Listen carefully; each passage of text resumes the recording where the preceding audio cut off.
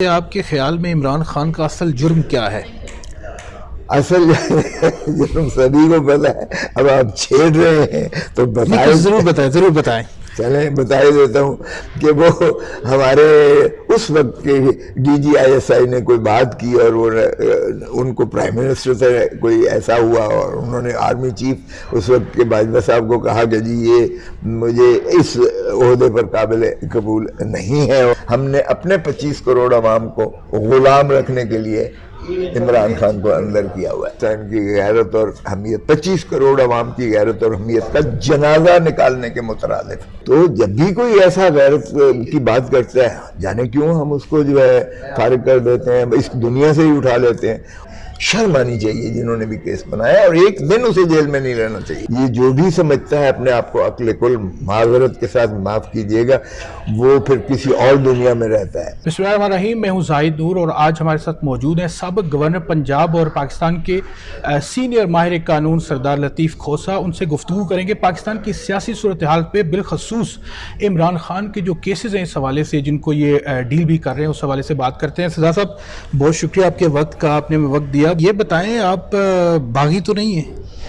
میں باغی تو شروع سے ہوں، بچپن سے ہی باغی ہوں۔ ٹھیک ہے، اب زیادہ ہوگی تھوڑے۔ یونیورسٹی لا کالج کا جب صدر تھا تو تب بھی میں انٹرنیشنل کورٹ آف ہیگ سے ججز بلاتا تھا، جو ہم آل پاکستان انٹر کلیجیٹ ڈیبیٹس کرواتے تھے۔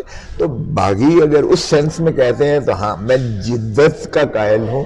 میں چاہتا ہوں کہ پاکستان میں ایک اچھی ہیلدی ایکٹیویٹی گروتھ ہو، پاکستان کی سوسائٹی میں خوشیاں آئیں، ایک ایوولوشنری پروسیس ہو، دنیا میں ہم کمپیٹ کر کے فخر سے چل سکیں۔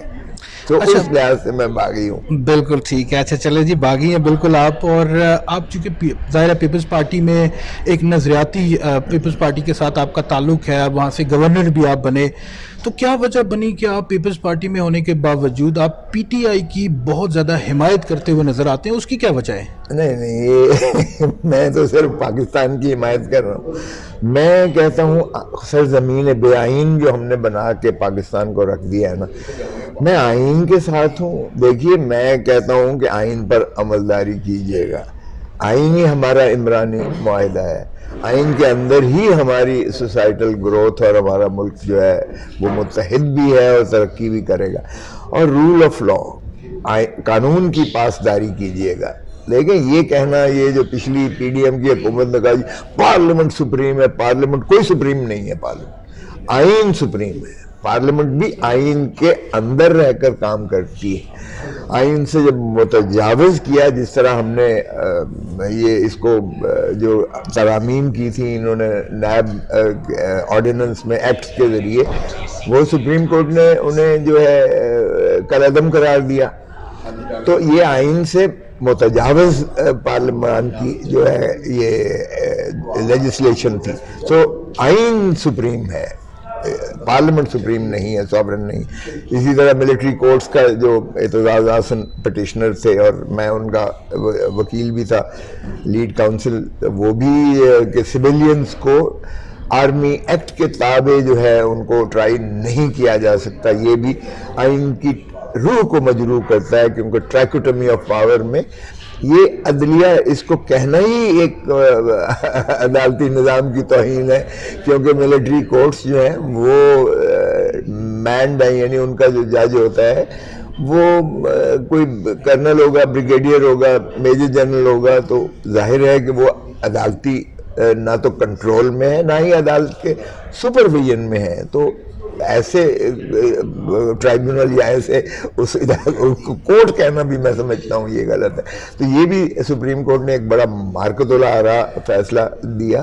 سو اس لیے میں بنیادی طور پر آئین کے ساتھ ہوں، رول آف لا کے ساتھ ہوں، جمہور کے ساتھ ہوں۔ جمہور means the people of Pakistan. اگر اس میرے بیانیے سے اور میری اس کاوش سے اور میرے کوئی تو کہتا ہے آپ سنگل مین آرمی ہو کر تو آپ ایک باغی، جس طرح آپ نے باغی کا لفظ استعمال کیا، اس سینس میں بالکل میں باغی ہوں۔ دیکھیے، یہ نہیں ہو سکتا کہ آپ قانون اور آئین سے ماورا ہو کر جو ہے ملک کی سمجھیں کہ بہتری ہو رہی ہے۔ یہ جو بھی سمجھتا ہے اپنے آپ کو عقل کل، معذرت کے ساتھ معاف کیجیے گا، وہ پھر کسی اور دنیا میں رہتا ہے۔ قرآن میں بھی موجود ہے سانجھی سوچ، کلیکٹیو وزڈم، اور ہمارے آئین میں بھی مندرج کر دیا گیا آرٹیکل 7 میں. بھٹو کا صرف یہ ریچول نہیں تھا کہ طاقت کا سرچشمہ عوام ہے، اس نے مندرج کر دیا آئین میں 1973 کے آرٹیکل 7 میں ریاست کی. جب آپ تعریف دیکھتے ہیں تو ریاست میں صرف یعنی عوام کو مقتدر کیا گیا ہے، جس طرح طاقت کا سرچشمہ تو عوام کو مقتدر کیا گیا، جہاں یعنی ڈسٹرکٹ اسمبلی اور ڈسٹرکٹ گورنمنٹ، صوبائی اسمبلی اور صوبائی حکومت، پارلیمان اور وفاقی حکومت. آرٹیکل 5 میں جو لکھا ہے نا کہ لائلٹی ٹو دا اسٹیٹ، یعنی عوام کے ساتھ وفاداری، اسٹیٹ مینز عوام کے ساتھ وفاداری، loyalty to the state and obedience to the constitution is the inviolable obligation of every citizen. ہر شہری، چاہے وہ میجر جنرل ہے، چاہے وہ آرمی چیف ہے، چاہے وہ چیف جسٹس آف پاکستان ہے، کوئی بھی ہے، ان پر واجب ہے کہ وہ وفاداری جو ہے وہ ان کے ساتھ، عوام کے ساتھ کریں، اور پاسداری آئین اور قانون کی کریں. اس میں کوئی اور کی انٹرفیرنس نہیں. ہماری بدقسمتی یہ ہے کہ ہم نے جو ہے حکومت کے تابع ریاست کو کر دیا، یعنی عوام کو ہم نے نیچے کر دیا.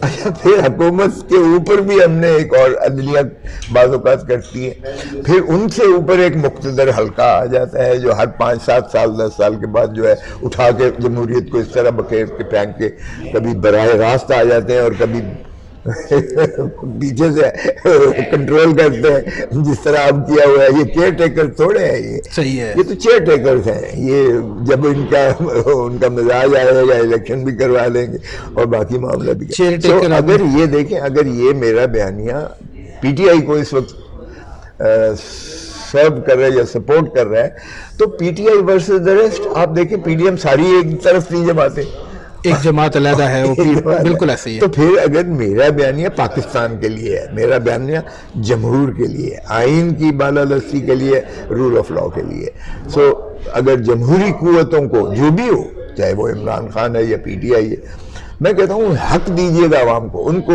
اپنے معاملات پر ملکیت دیجیے گا. give them ownership over the people of Pakistan, over the affairs of Pakistan.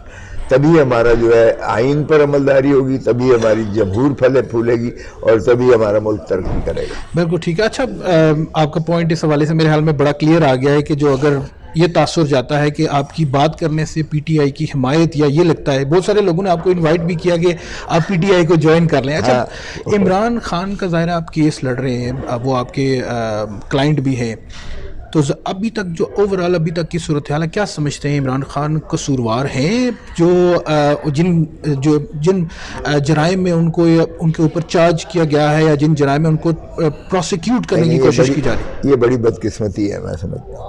16 اکتوبر 1951 میں ہم نے لیاقت علی خان جو پہلے وزیر اعظم تھے پاکستان کے، ان کو ہم نے قتل کر دیا. قاتل کو بھی وہیں مار دیا. آج تک اس کا شاخسانہ نکلا. کیا وہ لیاقت علی خان قصوروار تھے؟ ہم نے بھٹو کو پھانسی دے دی. آج تک دنیا کا کوئی شخص مانتا ہے کہ بھٹو قصوروار تھے؟ عدالتی قتل اس کو جوڈیشل مرڈر کہا جاتا ہے نا. بالکل ایسے ہی. ضیاء الحق اور مولوی مشتاق نے مل کے انہیں پھانسی. اور قصور کیا تھا؟ ہینری کسنگر نے کہا کہ ایٹم بام بنانا بند کر دو ورنہ تمہیں عبرت کا نشان بنائیں گے. اور بھٹو نے وہ راجہ بازار راولپنڈی میں لہرایا کہ یہ دیکھو امریکہ دھمکی دے رہا ہے اور ہینری کسنگر دھمکی دے رہا ہے. ہم نے امریکہ کو یا ہینری کسنگر کو کچھ نہیں کہا. ماشاءاللہ ہم نے بھٹو کو پھانسی دے دی اور لہر میں اتار دیا. اب عمران خان نے کیا کیا ہے؟ ایک ڈونلڈ لو جو اسسٹنٹ سیکٹری جو ساؤتھ ایشیا کا امریکہ کا ملازم ہے، وہ ہمارے ایمبیسڈر اسد مجید کو کہتا ہے کہ اگر آپ عمران خان کو عدم اعتماد کے ذریعے وزارت عظمیٰ سے فارغ کریں گے تو امریکہ آپ کو معاف کر دے گا، ورنہ امریکہ آپ پر ناراض ہے. وہ ایبسولیوٹلی ناٹ کیسے کہتا ہے عمران خان کے اڈے نہیں دیں گے، ہمیں بیسز نہیں وغیرہ وغیرہ فیسیلیٹیٹ نہیں کرے گا. ہاؤ ڈیئر ہی سے دس. تو امریکہ کی جبلت کو جو ہے وہ ہوا تو ہم نے اس نے یہی بات کہی، عوام کو شیئر کیا کہ دیکھو ڈونلڈ لو یہ دھمکی دے رہے ہیں پاکستان کو. اور پھر جب نیشنل سیکیورٹی کاؤنسل کی میٹنگز ہوتی ہیں، ایک اس کے دوران میں ہوتی ہے، اور جب ڈونلڈ وو کے حکم پر چلتا گیا اور پھر شہباز شریف آ گئے تو شہباز شریف نے پھر نیشنل سیکورٹی کونسل کی میٹنگ ہولڈ کی اور وہاں اسد مجید امبیسڈر کو بلایا گیا اور ان دونوں میٹنگز میں چاروں جو ہے سربراہان عسکری قیادت موجود ہوتے ہیں، army chief, air chief, naval chief and DGISI، چاروں موجود ہوتے ہیں. انہوں نے کہا بلیٹنٹ انٹرفیئرنس ہے into the affairs of Pakistan اور اسٹرانگ ڈیموش لکھا جائے. یعنی اس سے زیادہ کیا مداخلت ہو سکتی ہے کہ تم اپنی پرائم منسٹر کو، ہم نے غلامی تابع داری کرتے ہوئے جس طرح بھٹو کو ہم نے نہ صرف چلتا کیا عمران کو، ہم نے اسے جیل میں ڈالا. بالکل ایسے یار 25 کروڑ عوام کی غیرت اور حمیت کیا اس چیز کی متقاضی ہے کہ ایسے جھوٹے مقدمے میں اسے پابا سلاسل ہو. شرم آنی چاہیے جنہوں نے بھی کیس بنایا، اور ایک دن اسے جیل میں نہیں رہنا چاہیے. اچھا، ویسے آپ کے خیال میں عمران خان کا اصل جرم کیا ہے؟ اصل جرم سبھی کو پتا ہے، اب آپ چھیڑ رہے ہیں تو بتائیں. ضرور بتائیں.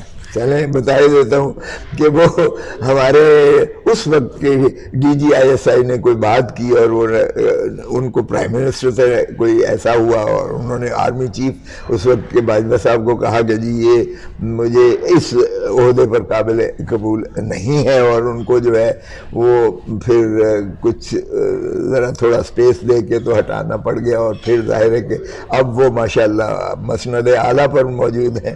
تو ان کا تو ذاتی ایک بنتا تھا کہ ہاؤ ڈیئر یو، اس طرح کیسے ہو سکتا ہے. تو یہ بہت بڑی بات آپ نے جو ہے وہ کی ہے ان کے جرم کے حوالے سے، ویسے کہ بار کا جرم ان کا یہی ہے. ٹھیک ہے، اب بالکل ٹھیک ہو گیا. اچھا، اگر اس وقت جو ساری صورتحال ہے دیکھی جائے، پاکستان کی پولیٹیکل جو سچویشن ہے، اس میں آپ کو عمران خان کے جیسا کوئی اور لیڈر پاکستان میں نظر آ رہا ہے؟ دیکھیں، جیسے میں نے کہا لیاقت علی سے ہم شروع ہوئے، ذوالفقار علی بھٹو پاپولر لیڈر تھا، ہم نے اس کو ختم کر دیا. بے نظیر بھٹو پاپولر لیڈر تھی، ہم نے اس کو ختم کر دیا.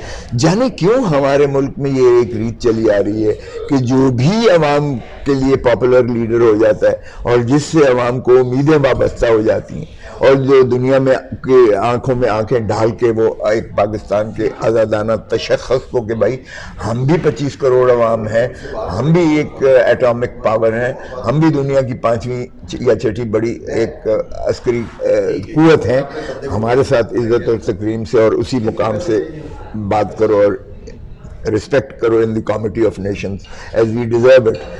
تو جب بھی کوئی ایسا غیرت کی بات کرتا ہے، جانے کیوں ہم اس کو جو ہے فارغ کر دیتے ہیں، اس دنیا سے ہی اٹھا لیتے ہیں.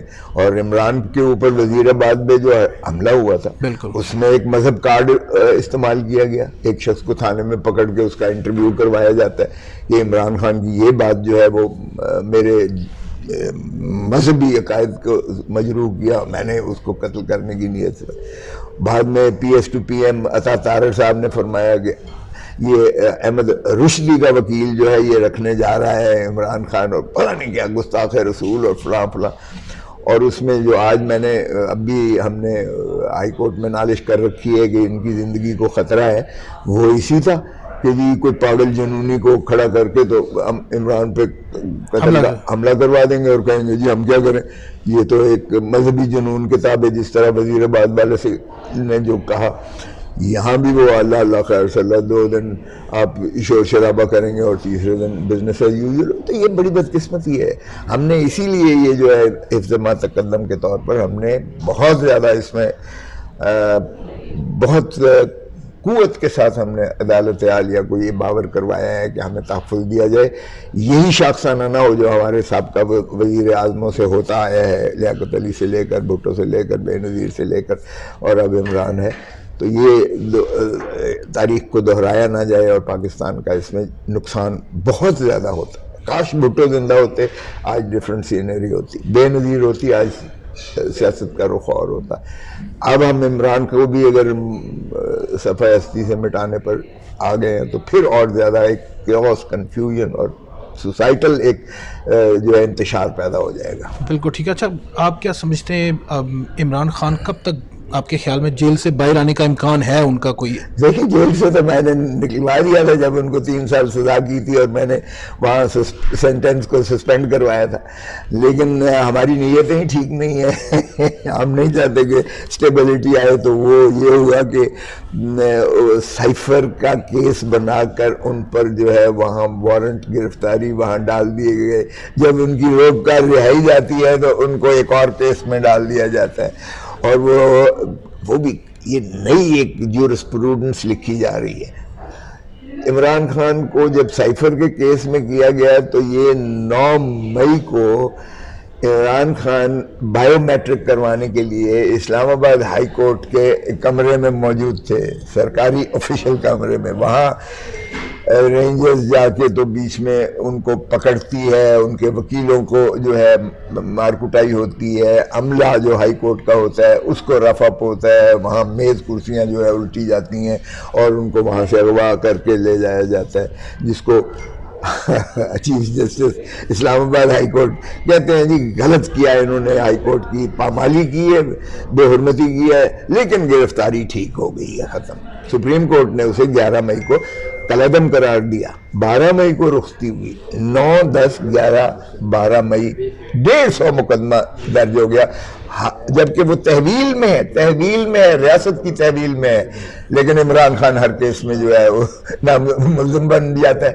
اور پھر آپ دیکھیے گا کہ عدالت چل کے جاتی ہے پولیس لائنز میں، اس سائفر کے کیس میں، توشہ خانے کے کیس میں، دلاور صاحب عدالت چل کے جاتی ہے، سول لائنز میں ان پر فرض جرم لگایا جاتا ہے، نہ وکیل موجود ہے نہ کوئی موجود ہے، ایسی کبھی بھی دیکھی ہے؟ وہ میں نے جورسپروڈینشل جو ہے، اور وہ اس میں جورسڈکشنل جو ہے انکیپیسٹی ہے، نہ وہ کمپلینٹ قانون میں لائے کے مواخذہ تھی، نہ عدالت کو اختیار سماعت تھا، اور بلڈوز کر کے دلاور نے ان کو 3 سال سزا دے دی، جس کو ہائی کورٹ نے بعد میں سسپینڈ کیا۔